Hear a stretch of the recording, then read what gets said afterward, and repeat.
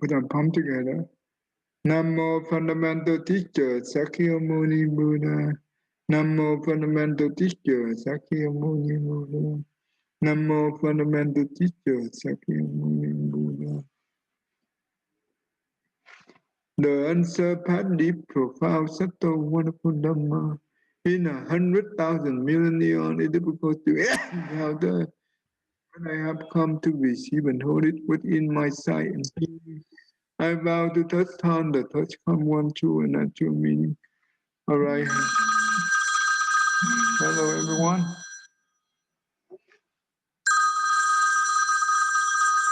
Stay go you want.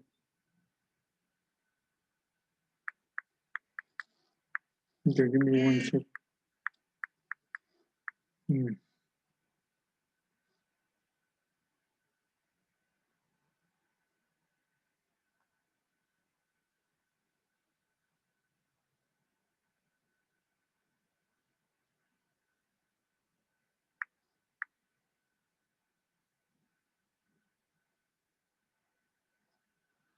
All right.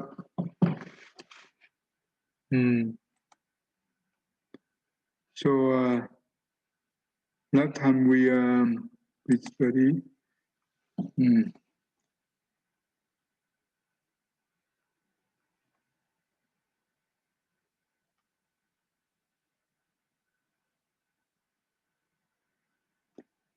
All right. Okay, let's start from here.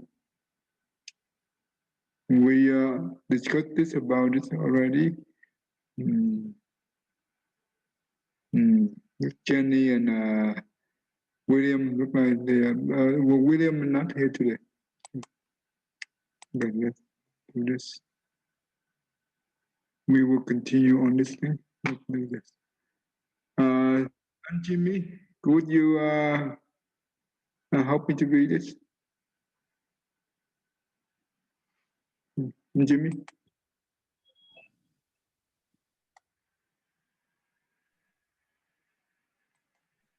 Jimmy, are you there?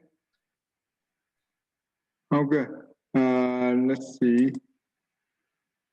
Thăng Thiền, can you go ahead and read this?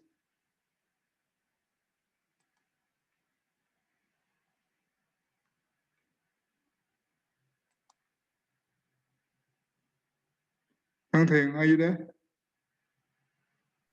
Yes, Thầy. Okay. You go ahead and read. Let's go. Then let it go. That means let's go. That means we let it go. Okay. Yeah. More Phật Thầy. Let's go. If you don't let go, then it is attachment, and attachment will suffer. So let's go of what self-delusion.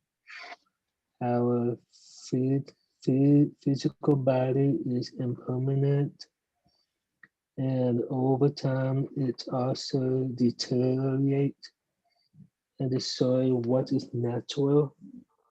In the Dharma Sutra, the Buddha taught that all sentient beings have the Buddha nature.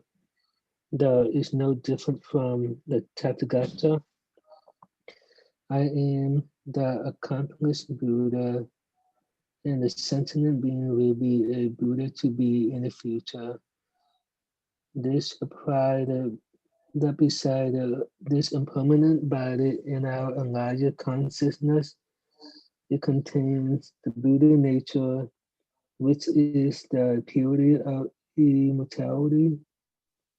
So we should not be afraid of dying, because death is not the end. It's just a start in a new beginning of a new life. So we should not cling to our body too much and need to let go. Do you understand this part? Yeah, it's say that we should not attach to our body so much. Our body is decaying, and and when we die, we will start a new life after after this body, and this saying that we should let go. Yeah, that means within our Alaya, right? We have all kind of seed that we put in, like the karma, the knowledge, the experiment, the experience, and also we also have the Buddha nature, right? Which is very pure, and that Buddha nature is immortality. That means it's permanent. Basically, it's permanent opposite of yeah, everything comes from our thought. It's impermanent. But within the alaya also have the permanent we call the Buddha nature, and I will using this model later on. I will show you what is the concept of the true emptiness in the Mahayana in the detail, so you understand from the Heart Sutra in the detail. Okay, all right. Um, Jenny, you want to read the next one for me? The self view. Yes. See. So basically, we are talking about the let go. This is about the manna. So we have four different self, right? But let's go to self vision, and now you read it and let's go the self view. Self view. Let go of all defiled thoughts such as selfish, narrow minded, and clinging to unhealthy views. Why is that? When we look up, we are incomparable to others. But when we look down, we are still better than a lot of people. What we know compares to what we do not know, as a drop of water in the ocean. Nowadays, we are still in samsara, rebirth and death cycle, cannot escape it.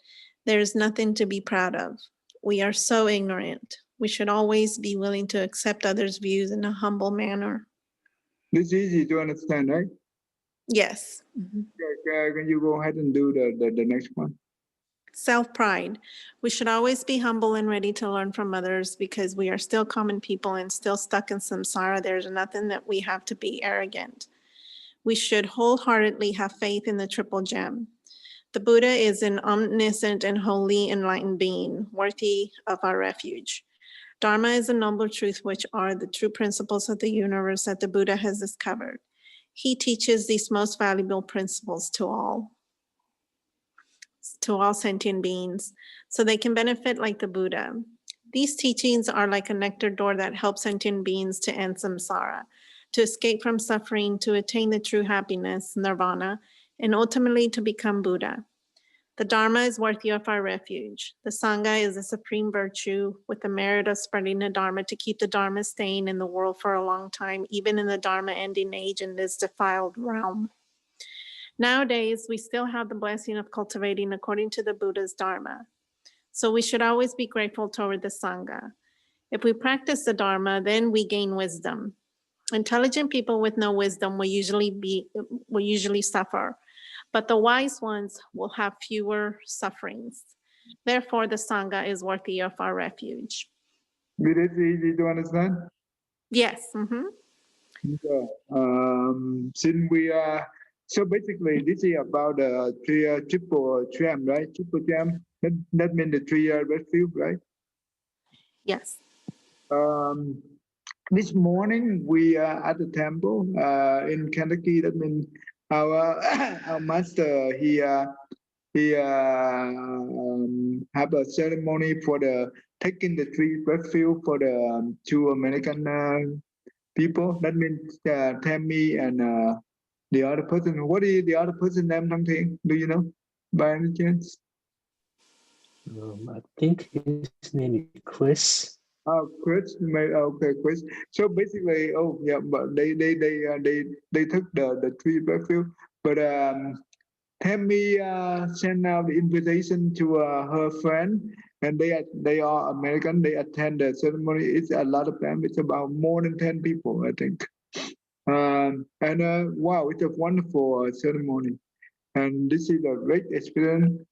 Do you know why the taking the breath field is so important? What do you know why? Penny? Oh,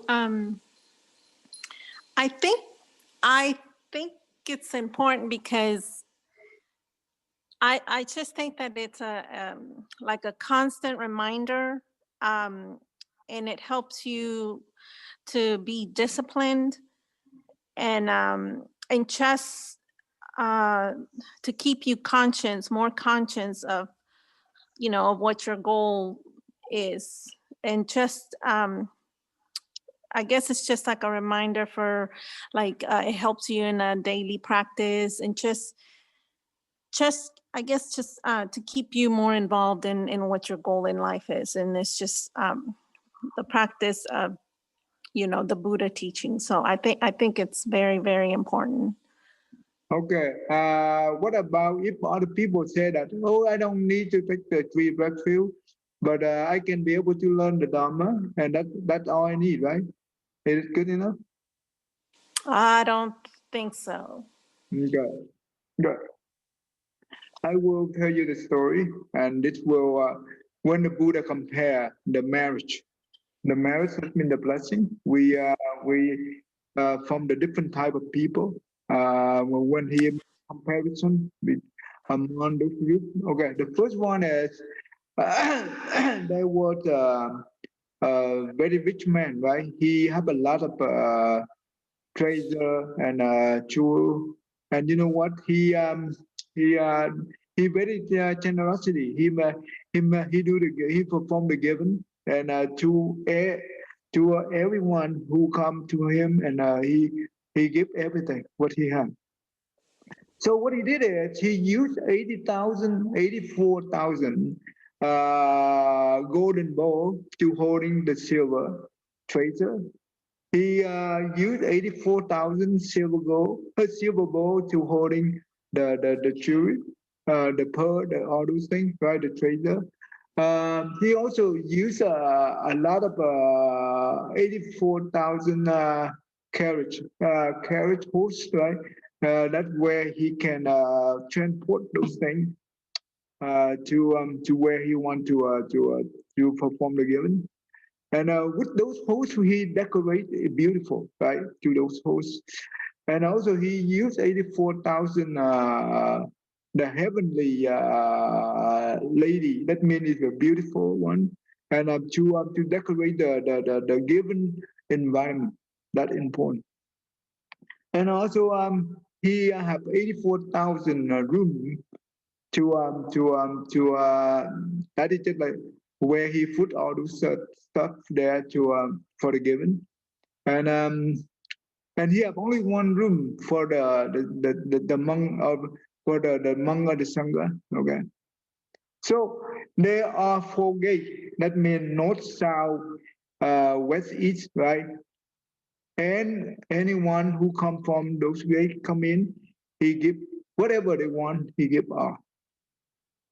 And the Buddha asked the Sariputta, does this person have a lot of blessing? And he said, yes, he will have a lot of blessing. And the Buddha said that if this person blessing compared to the one who just take the three refuge, it's non-comparable. Not even a million or billion, one to a billion, one to a trillion. And the Buddha continue on say that if the person who commit upholding the five precepts, I mean, when we take the three refuge, we don't have to promise to commit for upholding the five precepts. That's okay. But if the one who go forward and uphold the five precepts, this the one who taking the three refuge, the blessing he have is non-comparable to the one uphold the five precepts. Okay, before I go on, The reason the Buddha said that the one who taking the three refuge is more blessing than the one who do the giving, because the one who taking the three refuge, he is the one who doing the fearless giving. That means giving the fearless to the living being. That's important. You understand now what that means? The fearless giving. That means giving living being. No, what is that? What is that? Okay, when someone in stress or depressed, right? If a person who has stress or depressed, you and we just come there and just listen to whatever they say, right? We ready to be the trust can, so they can dump whatever they dump into us. It's okay. We just to become a good listener, right?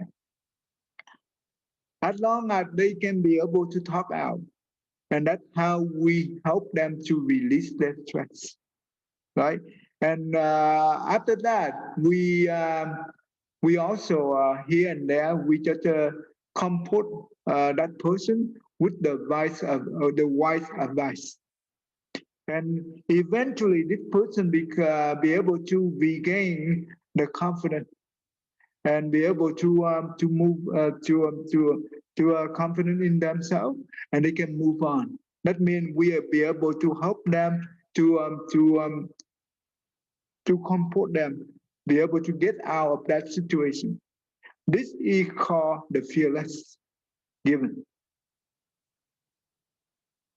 Does that make sense?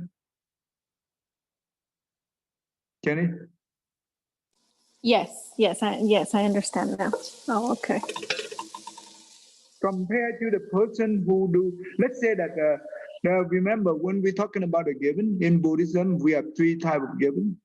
Given material, right? We have both internal and external. External material, that means we use the money we give to them, or we use our labor to help others, right? And the second type of material is we internal given. That means we donate our blood, or we donate our organ, right? That is called. That means the internal given is more difficult than the external given, right? That makes sense, right? Okay. Yes. And that means this will have more blessing than the external, but it's still the external, right? This still the material given. When the material given compared to the fearless given, it's uncomparable. You know why? Why? Well, when we perform the material given, yeah, for example, you give them, when the people hungry, right?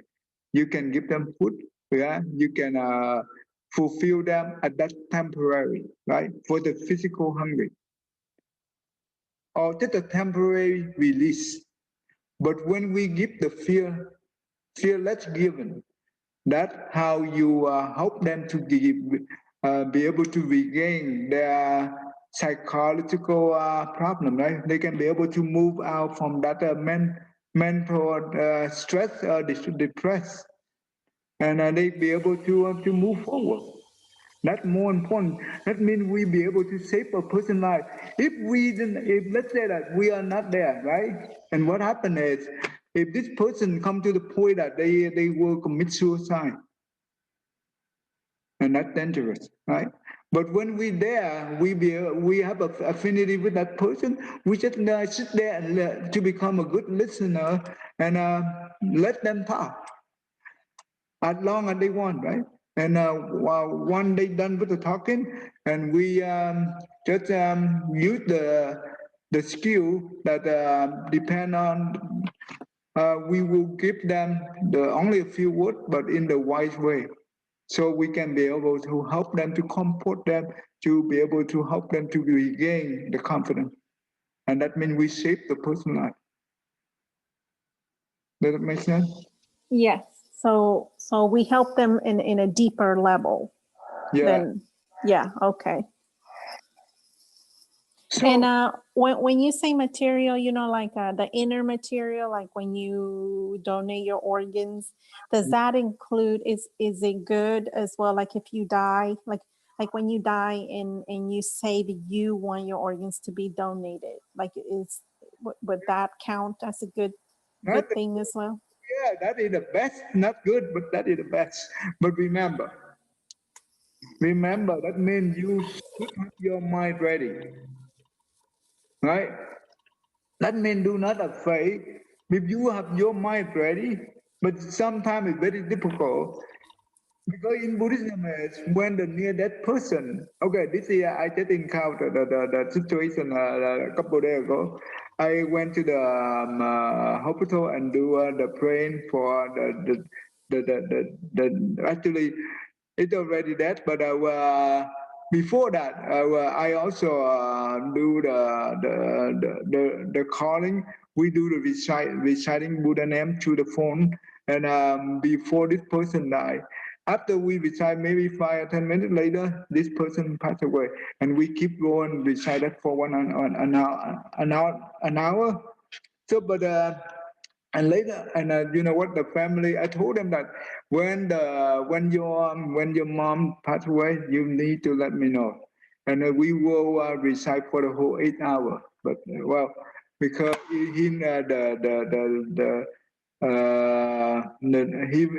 nervous and very and he could not remember what I said. Well, anyway, but luckily we can be able to come to the hospital. We came to the hospital before the funeral the home service came and pick up the body. We be able to recite for another hour there. And anyway, so, but we need time to pray, right? If you are ready and you don't need anyone to help you for praying at that time, yeah, you can donate your organ, because the doctor or the one who need our organ is they when we just I think it's when our heartbeat is stopped, right? They will pick up the body. I'm not too sure how they do that, but if we are ready, then it's okay. But you have to make sure your mind is ready with that.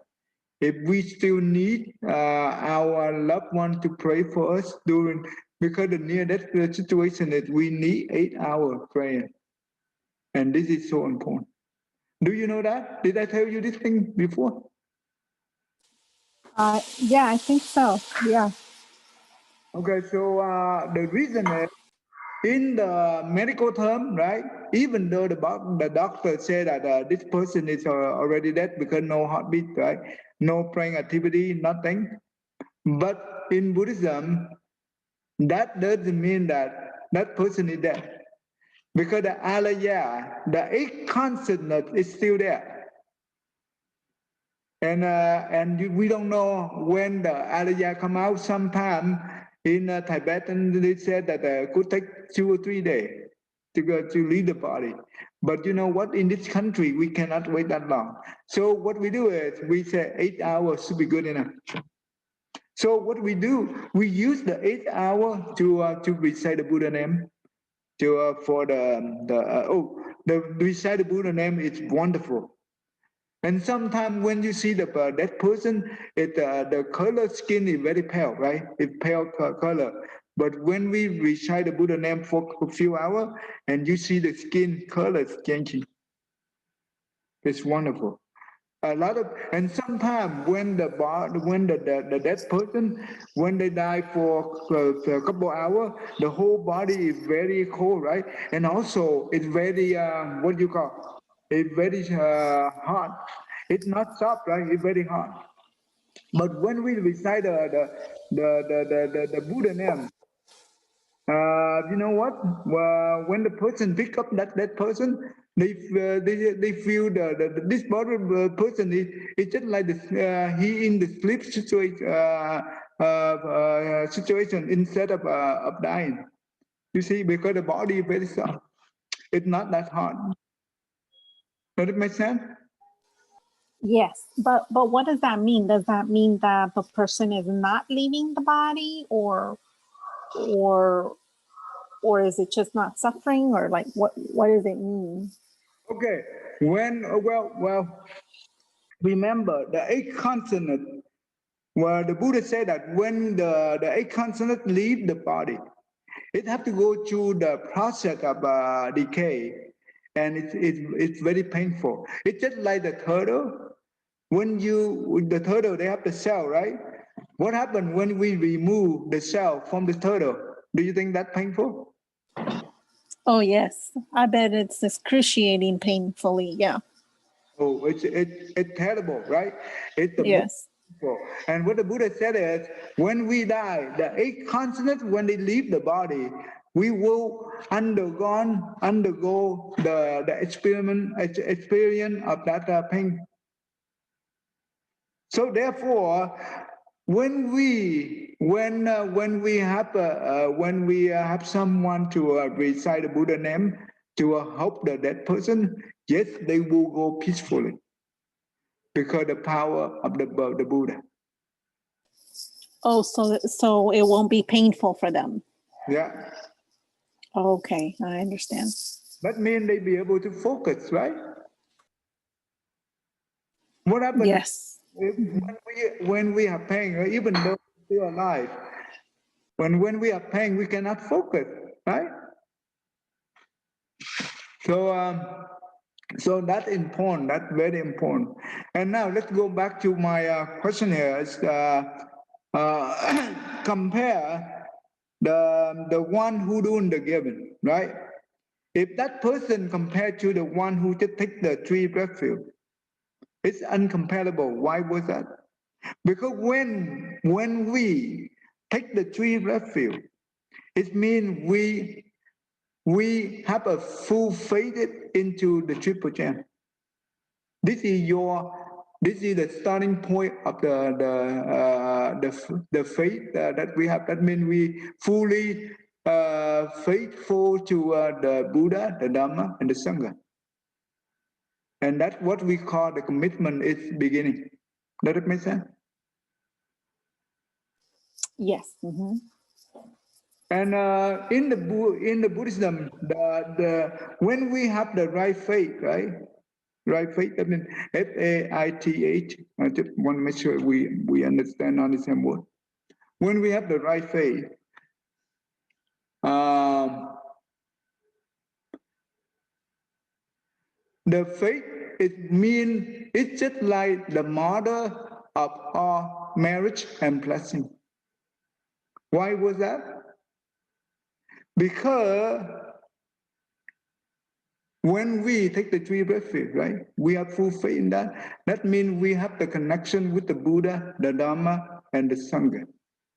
That's what we call affinity with the triple gem, right? And that's where we will be able to start learning the Buddhism in the right way. Okay, and that means we are begin to step into the ocean of the Buddha wisdom. That means the Buddha teaching. That's important. And when we step into the ocean of the Buddha wisdom, that means the Buddha teaching, when we understand the Dhamma and we care for the living being in the way that we do not harm them. That means just like we learn about the Bodhicitta, when we take the three view, right? That is the beginning of the Bodhicitta. Okay. A lot of people, when they do the giving, they do the good deed. But does that mean this person will be the good person? What do you think, Jenny? Cô quản lý, what do you think, cô quản lý? I think I asked you this question before, right? Yes. Can you Yes. share to them? I think, you know, this is how I feel. Of course, you can try to live with loving kindness and compassion, and you don't have to be you don't have to take the 3 jewel gem, commitment. But I think it's taking it's a commitment. It's a commitment to Buddhism. It's a path, and the path also has the boundary that keeps you within that boundary. There, it keeps you. It leads away, and it leads away to wisdom, and it's. I think that also developed your loving kindness, and you be able to help other people when they need help. It develops your mind properly, and it keeps you. Like I said, I look at it as a path and as a boundary, and I will be safe and benefit within that path. Okay. Okay. Yes, I kind of agree with her. Right. I just think it keeps you focused on your goal, on your path, on your practice, your conscious. It just, I guess it's a kind of a reminder. Well, for me, I think I would see it that way. It's just a reminder on a daily basis, moment to moment, just to keep yourself in a higher conscience. Okay. So, How about this? yeah. Okay. How about this? The Buddha said that if the person perform the animal sacrifice for praying, but in the old day, right? Usually they if they want to pray for anything, right? They were willing to sacrifice the animal to pray God, right? That's what they did, and usually in Vietnam as well, because we have in our culture that when the person who passed away, right, and they usually the way they offer to the deceased one, that means the dead person, is killing the chicken or whatever, right, to offer to them. The Buddha said that even though we perform the animals sacrifice for the whole year, that person, when compared to the person who offer the only make a simple offer to the holy one, or to the righteous one, right? It's uncomparable. That means the blessing is uncomparable. Do you know why? Why? Sacrifice animal. Is that a good thing? No, I think that's terrible. Well, but to the normal people, if they do not learn the Buddhism, they thought that is the right way to do it, because they say that animal is for human to eat. That makes sense, right? So yes, they can do a lot of good deeds, right? People can do a lot of good deeds, but they do not have the right view. Then they still not be they will not be considered to be the good person. Okay. So, so therefore, yes, we can do a lot of giving, but if we still harm the animal, that means that also because we do not have the right view, right? Therefore, that means the person who doing the giving, it doesn't mean that he will give the fearless to the living being. Does that make sense?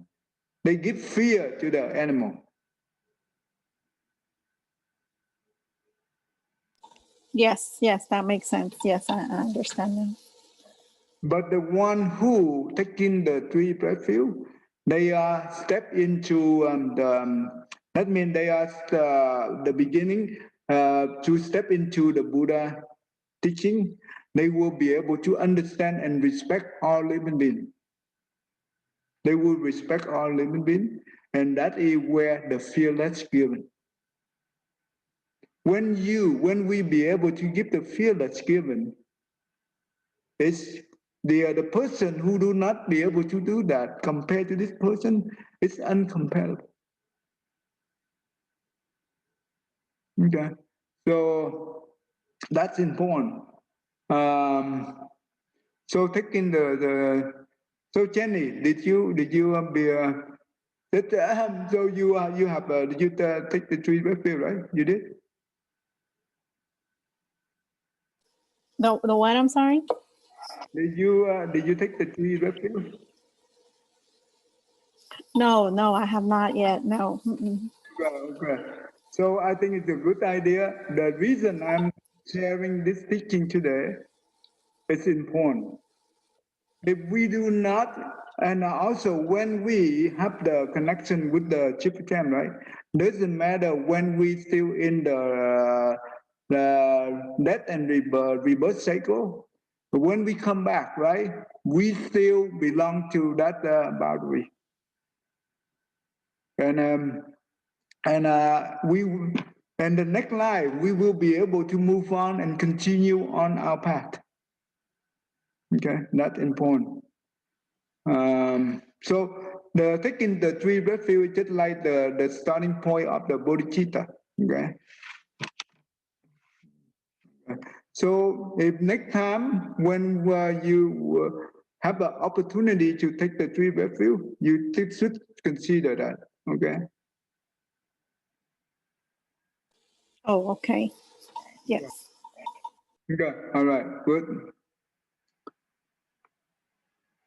Okay, that's good. So let's move on to cô quản lý. Would you read this one for me? Sure. Self-love. We should treat everyone equally as karmic affinity instead of through a relationship. The karmic affinity has positive and negative, near or far. The near affinity is our family members such as parents, siblings, husband, wife, children, and etc. Far affinity may be our friends or someone that we meet once in a while.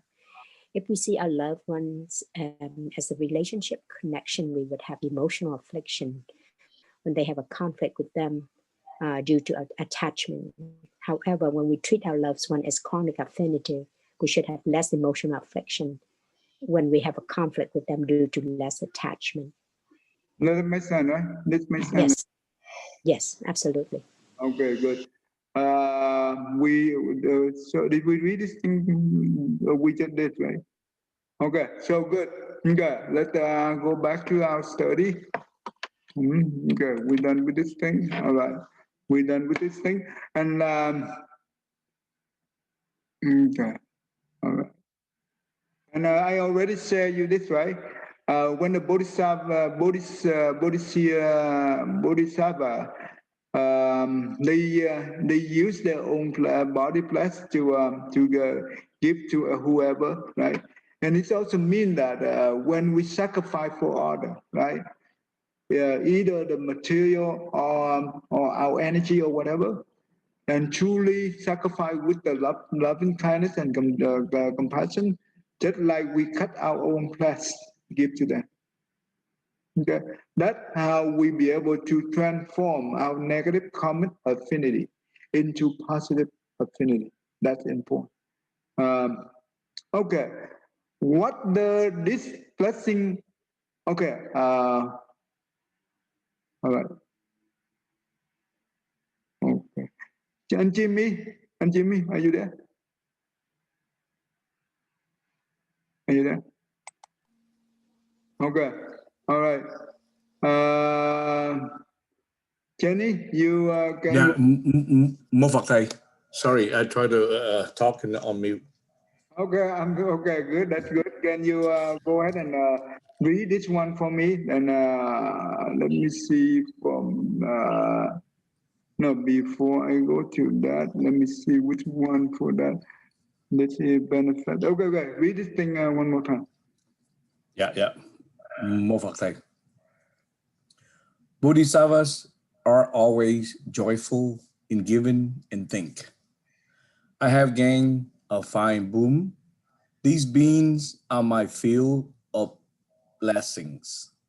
They are my good friends and benefactors.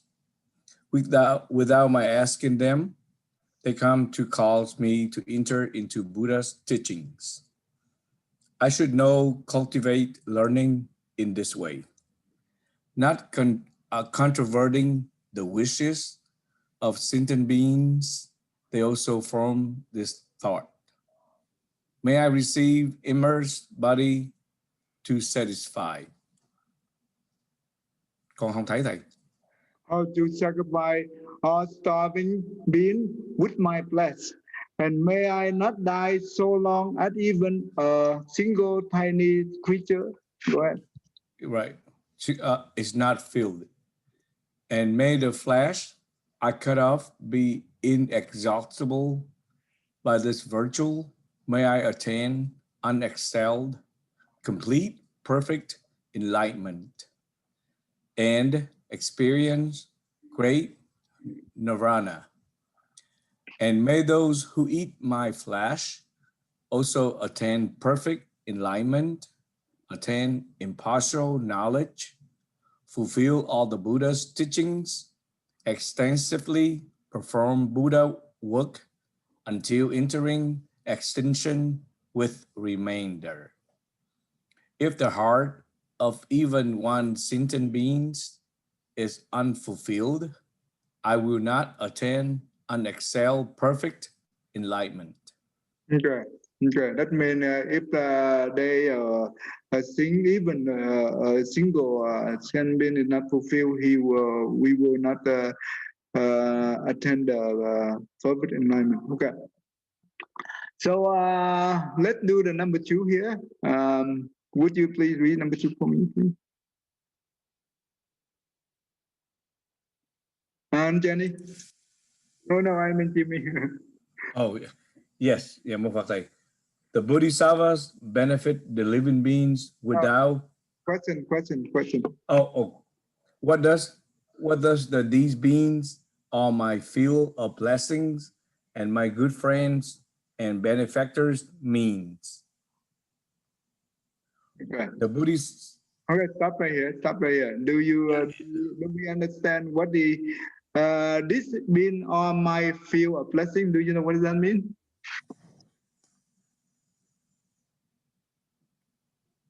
Yes. Okay, what does that mean?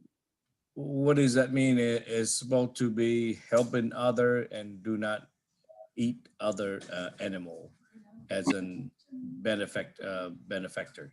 Treat them to be like your good friend. Okay, good. All right. Cô quản lý, do you understand this teaching here?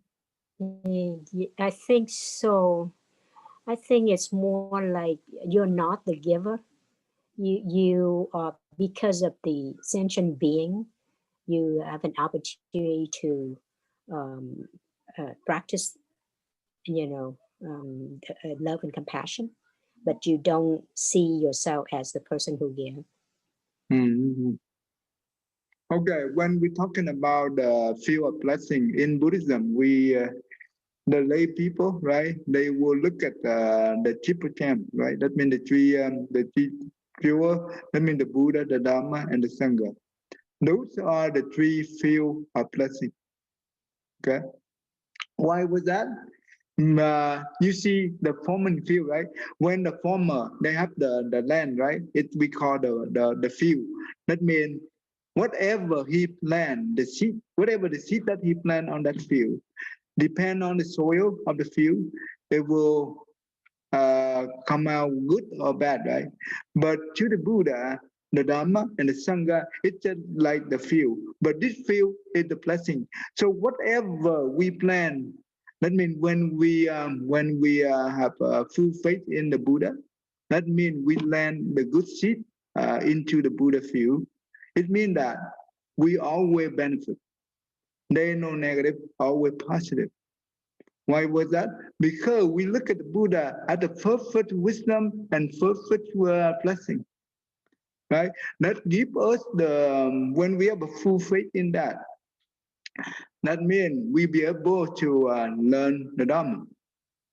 If we don't respect the teacher, that means doesn't matter what kind of teaching from that teacher, we will not learn.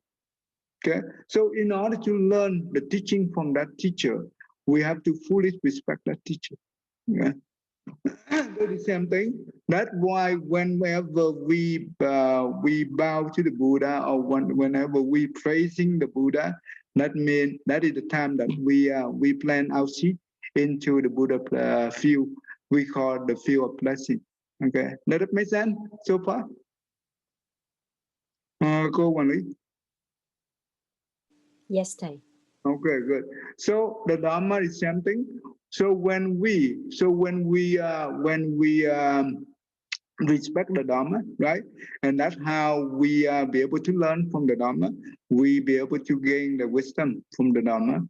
That is also the field of blessing, because we gain all the blessing come from there. Jenny, you understand this right so far? Yes, yes, I understand. Okay, and the Sangha, without the Sangha, they don't, that means the Dharma will not last long. Remember that. So due to due to the Sangha, that's why the Dharma is still available up to now. So we be able to learn the Dharma.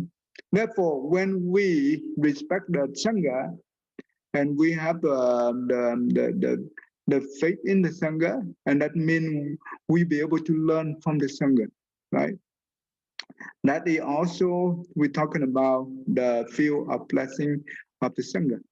So we have a few blessing of the Buddha, the Dhamma, the Sangha. So these are the three blessing field for the lay people, always rely on. And that's why when we do taking the three red field at the end, every time we recite the end of the Dharma, we always say, oh, I think I don't have that one in it. I will show that next time. Okay, anyway. Now, but to the Bodhisattva, yes, the Buddha, the Dhamma, and the Sangha is also their three field of blessing. But the sentient being in here, the sentient being is also their blessing field. Why was that? Because due to them, they come, right? Without invite them to come, but when they come, they are ready to serve. Unconditional love. Doesn't matter what kind of affinity those people come to Bodhisattva. They come with the good common affinity or bad common affinity. The Bodhisattva regardless, and he willing to use the same manner. That means equanimous mind to give. to help them, right? And that means they are the one cause the bodhisattva to enter into the Buddha teaching. That means the bodhisattva be able to practice the bodhisattva path. They be able to walk on the bodhisattva path. If the sentient being not come there, and if the sentient being is not there, and they know no bodhisattva path, that means the Bodhisattva cannot practice the Bodhisattva path. Does that make sense, Jenny? Thank you. Yes, thầy. Yes, yes. So this is important. So that means the Bodhisattva, they always have loving kindness and compassion. That means in their mind, it's very pure. It's no ill will or any hatred or any negative thought toward the being. Whatever they do to the Bodhisattva, even they harm the Bodhisattva. Bodhisattva, it accepts everything. Because they are the one, that means the sentient being, they are the one, is the benefactor. It's not the Bodhisattva is the benefactor. Usually when we given, we are the benefactor. But in this case, the Bodhisattva say that the sentient being are the benefactor. You understand me? Yes, yes, that's what I meant. You don't see yourself as the person who give, rather because of the sentient being, they give you an opportunity to enter to practice Buddha's teaching. To practice the Bodhisattva path. That's important. Right. That's why the sentient being, they are truly the field of blessing. And when we see them, the field of blessing, that means we don't have any burden. That means they are not our burden, but they are actually the benefactor. That is, when we have the mindset like that one, it depends on the perspective of the mind, right? Then that when we see sentient being as the sentient being, that means we that mean we will be suffer.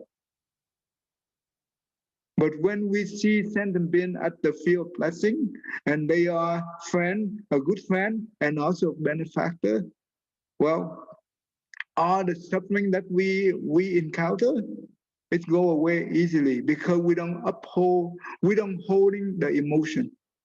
We don't attach to whatever emotion arise within us. Yes, we still not yet enlightened one, but when we contemplate this always, usually when we practice contemplation this all the time, well, yet at beginning we do have emotion, but it will be easier for us to let go because we understand it on. And gradually we come to the point that we have less attached to those emotions, and we will free from all emotion. Does that make sense to you, Thangte? Yes, Thầy. So Jenny, you understand this, right? It's important. This is Yes, I understand that. This is a very beautiful teaching from the Sutra, the Buddha. And this is truly loving kindness and compassion. And in order to be able to do this, that means we have to look at all sentiment at the affinity instead of at the relationship. That's important. Okay. Okay. One more time. I think this thing we already talked about that time, right? The concept of self, any concept of self, any concept of sentient being, any concept of existence, right? When we attach to those things, we suffer. But when we do not attach to those things, we will not suffer. But how do we be able to practice? That means we are the giver, but we don't see ourselves as the giver. And when we give, we don't see the object that we are giving. And we also don't see the receiver to receive. When the thing comes, it means affinity. That means we have a chance to do things. And when it go, we not hold on to that. But when we hold on to that, that means we still see we are the giver. And we still see there an object to give. We still see there a receiver to receive. But that's why when we practice the equanimous mind, that means we have to practice to look at everything as an affinity. Then we will start to have less attachment, right? And become less and less, and eventually we will perfect our practice. Any question in here, Jenny? No, I think I understand what you're saying. Good, that's good. And this is very profound teaching from the Buddha. This teaching is very profound. Okay, very profound.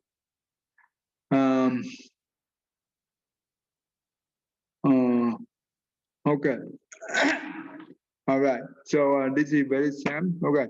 All right, Jenny, go ahead and read this thing, and I will. Okay. What does, without any concept of self or any concept of sentient beings or any concept of doer giver? We already discussed this one. You don't have to read that. We from the enlightenment. Okay. Then the enlightened beings observe that all bodies taken on by living beings in past, future, and present eventually perish. Then they form this thought: how remarkable it is how foolish and ignorant sentient beings are. Within births and deaths, they receive countless bodies, which are perishable and transient, soon return to decay and extinction. Having already passed away, now passing away, and yet to pass away, they still cannot use the destructible body to seek the undestructible body. Okay, good. Stop right here. Can you summarize what this teaching saying? I guess it's just that just don't hold on, you know, to your body or anything to yourself, because it's just going to perish. It's, you know, it's going to decay, and it just has no meaning. It's because you continue on, but, you know, the body just passes away.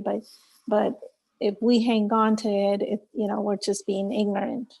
But we're hanging on to something that's gonna, you know, decay. Good. When we hang on it, that means we stuck in the birth and we are death cycle, right? Yes. When the Bodhisattva, when they saw the sentiment, it's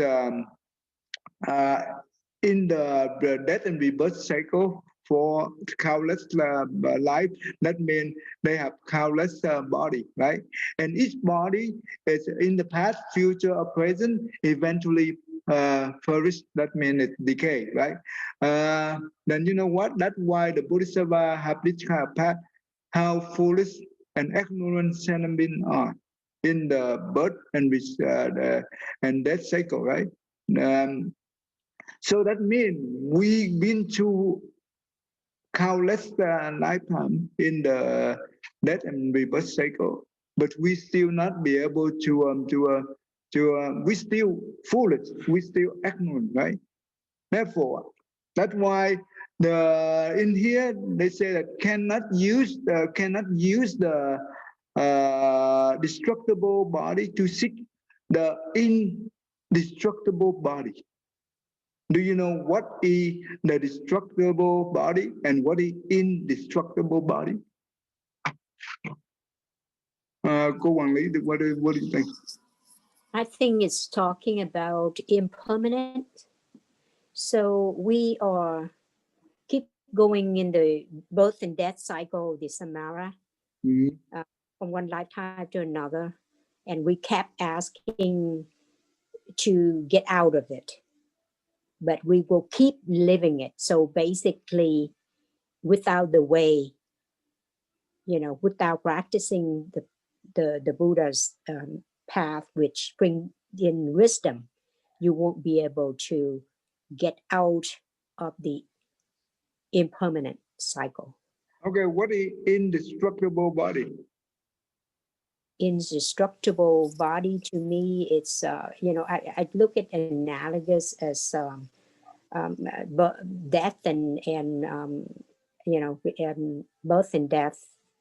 So indestructible body in the sense that you won't come back. You you know, you won't die. There's no death. Okay, all right. You know, in the eighth consonant, right? Yes, yeah. when we rebirth, when we come back in the rebirth cycle, doesn't matter we are born as a human or haven't been or animal or hungry, go to whatever, we do have the body. Those body we call the destructible body. Right. Okay. But that means we do not use the destructible body to obtain the indestructible body. What does that mean? In all the eight consonants, the alaya, we call the storehouse consciousness, right? That storehouse consciousness is store all the karma, all the knowledge that we learned in the past, right? We store all kind of shit like greed, hatred, ignorance, arrogance, doubtfulness, and evil view or wrong view. Those things is in there. And but beside those things, we do in the Alaya consonant, we do have the Buddha nature, and this is the pure nature. That's what we call indestructible body, a permanent. And that's why if we do not have that means in the flowers Dharma Sutra said that the Buddha said that all living beings have the Buddha nature. If we do not have the Buddha nature, that means the evil person cannot be able to convert to the good person. Does it make sense? They will always be evil. But with the Buddha teaching that means every sentiment have the Buddha nature, include the one in the hell. That means the most evil. They also have the Buddha nature. But when they pay off their debt, right, of the karma, and they have a chance to meet the good advisor, they be able to practice the Buddha Dharma. And they be able to obtain the Buddha nature. We call the Dharma body. The Dharma body is mean that the Dharma is mean the true principle. The true principle, the Dharma, it means the true principle of the universe. That means the law.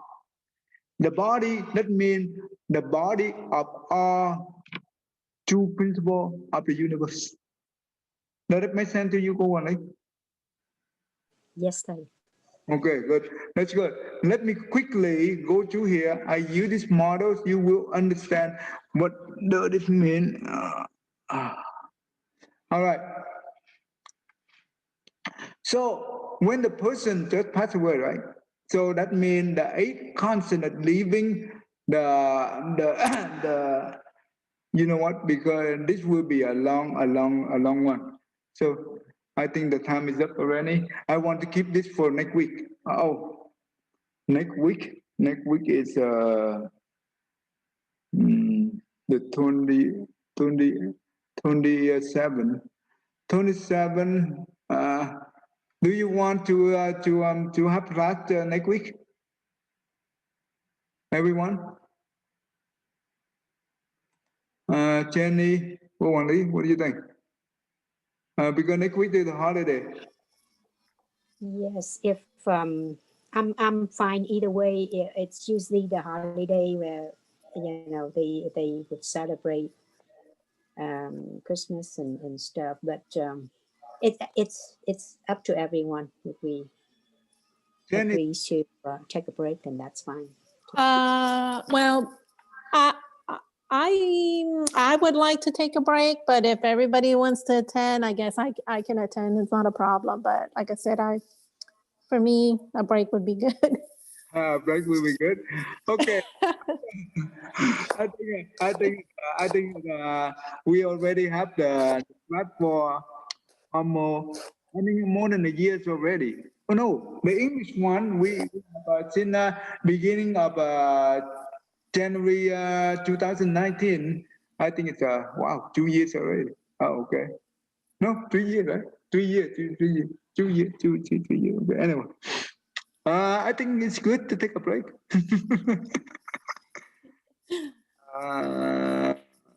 Okay, maybe we come back on the 3rd, maybe. Yes. Yeah, that sounds good. What do you think, Tăng Thiện? Oh, yeah, that's good. But Thắng Thiện, you on the 3rd, you already at St. Louis, right? Yes. What about you, Cô Lan? Dạ được thầy. Dạ. Anh Jimmy, what do you think? Anh Jimmy? Sound good to me. Dạ vâng, vô Phật thầy. Okay, I think everybody sound good. I'm sound good too. So I think that we can I want to shape this one for the next class because this will be a long discussion. I don't want to go over this too much. All right, we will do the chant, the marriage, then we will do the mantra together.